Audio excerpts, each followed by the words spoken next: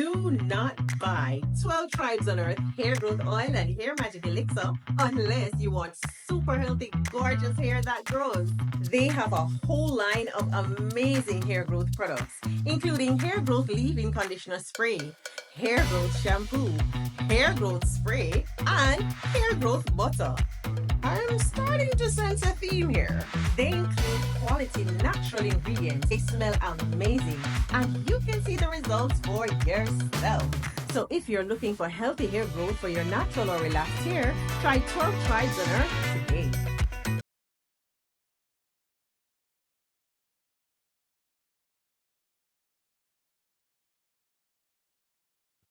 Ladies and gentlemen, once again, I use ChatGPT to ask about Black inventions and how they were stolen.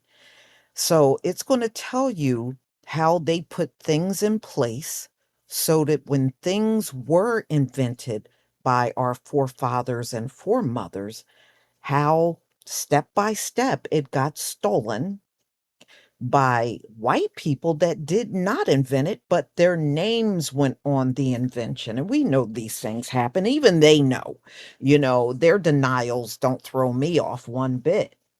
So I want you to hear this answer and let me know what you think.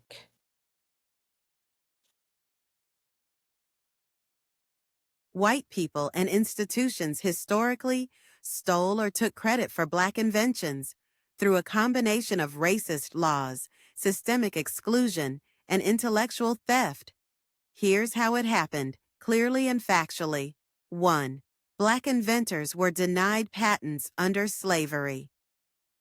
Before 1865, enslaved Black people in the U.S. were not considered citizens and therefore couldn't legally hold patents.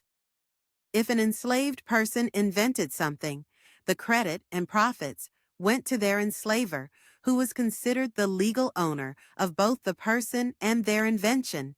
Example, Benjamin Montgomery, an enslaved inventor, created a steam-powered boat propeller but wasn't allowed to patent it.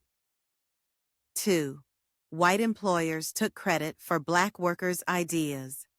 Even after emancipation, many Black inventors worked in roles where they couldn't patent inventions developed on the job. If a Black machinist or engineer created something while employed by a white-owned company, the company often filed the patent under a white supervisor's name. Many inventions were recorded as developed by the team, even if the idea came from one Black mind. 3rd Patent Office, racism and legal barriers. Even free Black inventors who tried to get patents were often denied due to racial bias in the patent office, unable to afford legal help to defend their work. Ignored by publishers and inventors' journals that favored white inventors. This made it easy for white individuals to file similar patents first, challenge or invalidate Black patents, market and profit from ideas they didn't originate.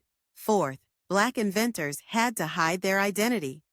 Some Black inventors had to pretend to be white or hire white spokesmen just to get their invention accepted.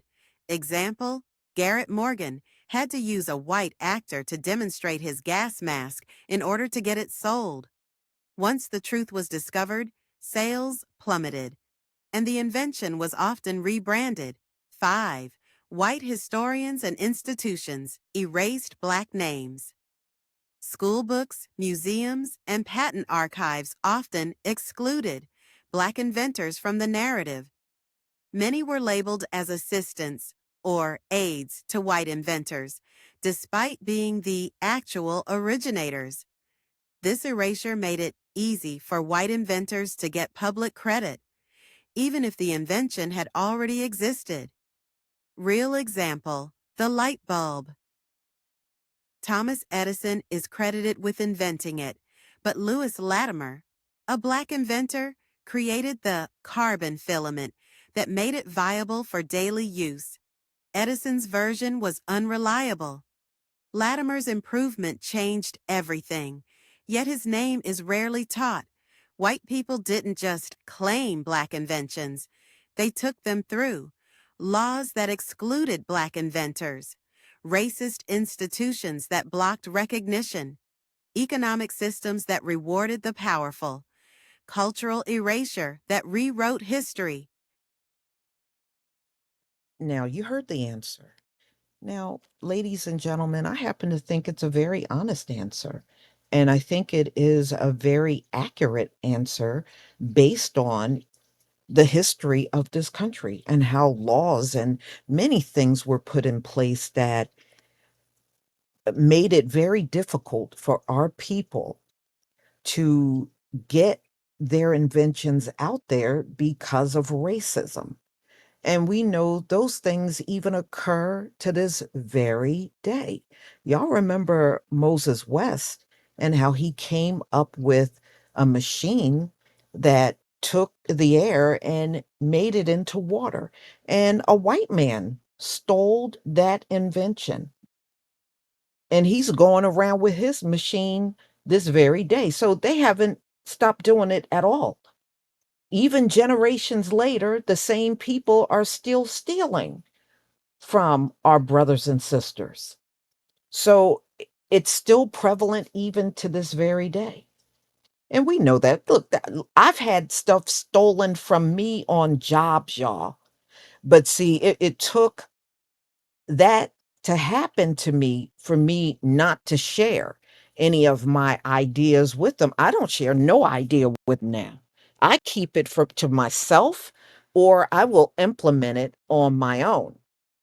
And I've gotten really good results doing that. We don't have to give every thought we have away to other people. Come on, I would advise you not to do it. Use it for yourself. Use it to gain prosperity for yourself. Because let's be real, our ideas bring prosperity. It does. That's why these folks are in the position that they're in today. Our ideas make money. Our ideas bring prosperity. Our ideas will make millions. We know this. There's nothing these folks can say to us that would make us feel any different. So keep your ideas so that you can benefit from it, not others. And I think it's a lesson we all need to learn.